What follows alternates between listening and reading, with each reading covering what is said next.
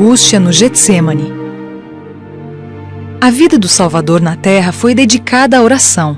Passou muitas horas a sós com Deus e, com frequência, suas preces sinceras subiam ao trono celeste, buscando a sabedoria e força de que necessitava para sustê-lo em sua obra e para guardá-lo de cair nas tentações de Satanás. Depois de haver celebrado a Páscoa com seus discípulos, Jesus foi com eles ao jardim do Getsêmani, onde costumava orar. À medida que caminhava, conversava com eles e os ensinava, mas quando se aproximaram do jardim, tornou-se estranhamente silencioso. Durante toda a sua vida, Jesus estivera em comunhão com o Pai. O Espírito de Deus havia sido seu guia e apoio constantes. Por todas as obras que havia feito, sempre glorificara o Pai, dizendo: Eu nada posso fazer de mim mesmo. João 5:30. Nada podemos fazer por nós mesmos. Somente quando confiamos em Cristo, podemos vencer e fazer sua vontade na terra. Devemos ter a mesma confiança simples e infantil que Jesus tinha em seu Pai. Cristo disse: Sem mim, nada podeis fazer. João 15:5. A terrível noite de agonia para o Salvador começou quando se aproximou do jardim. Parecia que a presença de Deus, que até então o sustentara, não mais o acompanhava. Começou a sentir o que significa separar-se do Pai. Cristo deveria tomar sobre si os pecados do mundo, e quando foram colocados sobre ele, parecia mais do que podia suportar. A culpa do pecado era tão terrível que foi tentado a pensar que Deus não mais o amava. Quando sentiu a enorme aversão de Deus ao pecado, deixou escapar essas palavras: A minha alma está profundamente triste até a morte. Mateus 26:38. Jesus deixou os discípulos próximo à entrada do jardim, exceto Pedro, Tiago e João, com os quais entrou no horto. Eram eles seus mais sinceros discípulos e os companheiros mais chegados. Mas não podia suportar que eles testemunhassem sua intensa agonia. Disse-lhes: Ficai aqui e vigiai comigo. Mateus 26:38. Caminhou alguns passos adiante e caiu prostrado no chão. Sentia que o peso do pecado o separava do Pai. Tinha diante de si um abismo tão grande, tão profundo, tão tenebroso, que tremia diante dele. Cristo não sofria por seus pecados, mas pelos pecados do mundo. Sentia o desagrado de Deus contra o pecado como o pecador sentirá no grande dia do juízo. Em sua agonia, Cristo se agarrou ao solo frio. De seus lábios pálidos, ouviu-se o grito amargo: Meu Pai, se possível, passe de mim este cálice. Todavia não seja como eu quero, e sim como tu queres. Mateus 26:39. Durante 1 hora, Cristo suportou sozinho aquela terrível angústia. Então foi até os discípulos, ansioso por receber uma palavra de simpatia. Mas nenhuma simpatia se manifestou, pois eles estavam dormindo. Despertaram ao som de sua voz, mas quase não o reconheceram, pois a aflição havia alterado a expressão de seu rosto. Dirigindo-se a Pedro, perguntou: Simão, tu dormes? Não pudeste vigiar nenhuma hora? Marcos 14:37. Pouco antes de irem ao jardim, Cristo disse aos discípulos: Todos vós vos escandalizareis. Marcos 14:27. Eles então lhe asseguraram com veemência que iriam com Jesus à prisão e à morte. E o pobre e autossuficiente Pedro, cheio de confiança, acrescentou: Ainda que todos se escandalizem, eu jamais. Marcos 14:29. Mas os discípulos confiavam em si mesmos. Não olharam para o poderoso ajudador como Cristo lhes aconselhara a fazer. E quando ele se encontrava na hora de maior necessidade, precisando de solidariedade e orações, eles dormiam. Até Pedro dormiu. E João, o discípulo amado que costumava se reclinar no peito de Jesus, também dormia. Seguramente a afeição que João sentia pelo Mestre deveria mantê-lo acordado. Suas orações mais fervorosas deveriam ter se unido às do Mestre naquele momento de extrema aflição.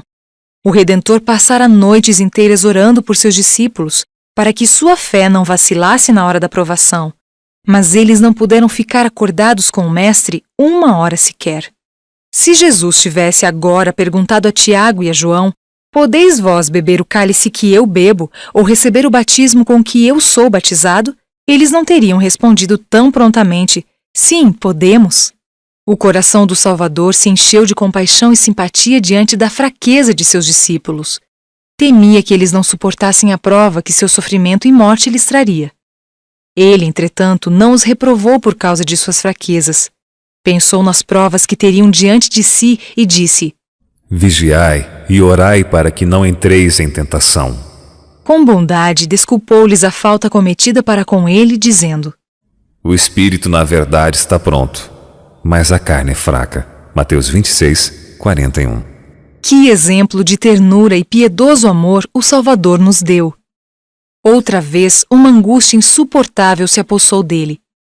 Exausto e no limite de suas forças, cambaleou de volta ao local onde antes havia orado e suplicou ao céu: Meu Pai, se não é possível passar de mim este cálice sem que eu o beba, faça-se a tua vontade. Mateus 26, 42. A agonia provocada por essa oração fez com que gotas de sangue fluíssem de seus poros. Outra vez buscou os discípulos, desejando encontrar conforto e simpatia, e novamente achou-os dormindo. A presença do Mestre os despertou e, quando olharam seu rosto, sentiram medo, pois viram nele manchas de sangue. Não compreendiam a extensão da angústia mental que sua face expressava. Pela terceira vez, buscou o lugar da oração. Terror e trevas profundas invadiram-lhe a alma, pois não sentiu a presença de seu Pai. Sem isso, temia que, em sua natureza humana, não poderia resistir ao duro teste. Pela terceira vez, ele repete a mesma oração.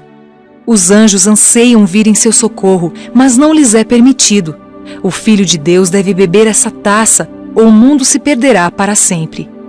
Ele vê a fraqueza do homem e o poder do pecado. O sofrimento de um mundo condenado se descortina em sua mente. Então toma a decisão definitiva. Salvará o homem a qualquer custo. Ele deixou as cortes celestes onde tudo era pureza, felicidade e glória, para salvar a única ovelha que se perdera, o único dentre os mundos criados que caíra em pecado e não abandonaria seu propósito. Sua prece agora transpira apenas submissão.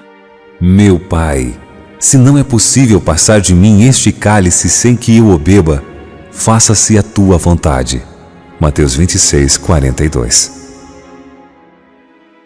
A divindade sofre. O Salvador cai desfalecido ao solo. Nenhum discípulo se encontra ali para ampará-lo, para erguer ternamente sua cabeça e banhar aquele rosto tão pálido pelo sofrimento. Cristo está completamente só, mas Deus sofre com seu Filho. Anjos contemplam-lhe a agonia e no céu se faz completo silêncio. Não se ouve nenhum som de harpa. Pudessem os homens perceber o espanto dos anjos celestes ao contemplarem com mudo pesar o Pai retirando de seu amado Filho os raios de luz, amor e glória, então compreenderiam melhor quão ofensivo é o pecado à vista de Deus. Um poderoso anjo desce do céu para confortá-lo, ergue a cabeça do divino sofredor, apoiando-a em seu peito, e aponta para o céu. Diz-lhe que havia vencido a Satanás e, como resultado, milhões estariam com ele em seu reino de glória.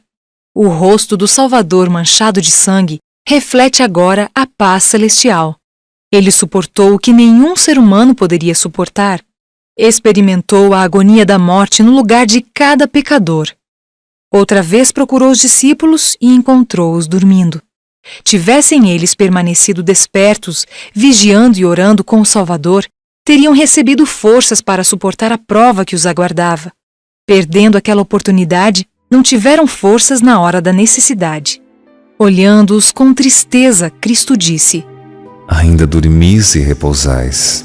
Eis que é chegada a hora, e o Filho do Homem está sendo entregue nas mãos de pecadores. Mateus 26, 45.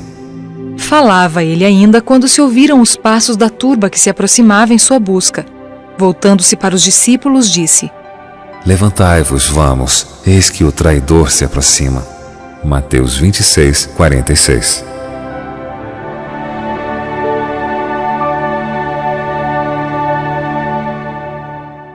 إلى دهر الدهور آمين. قدوس قدوس قدوس رب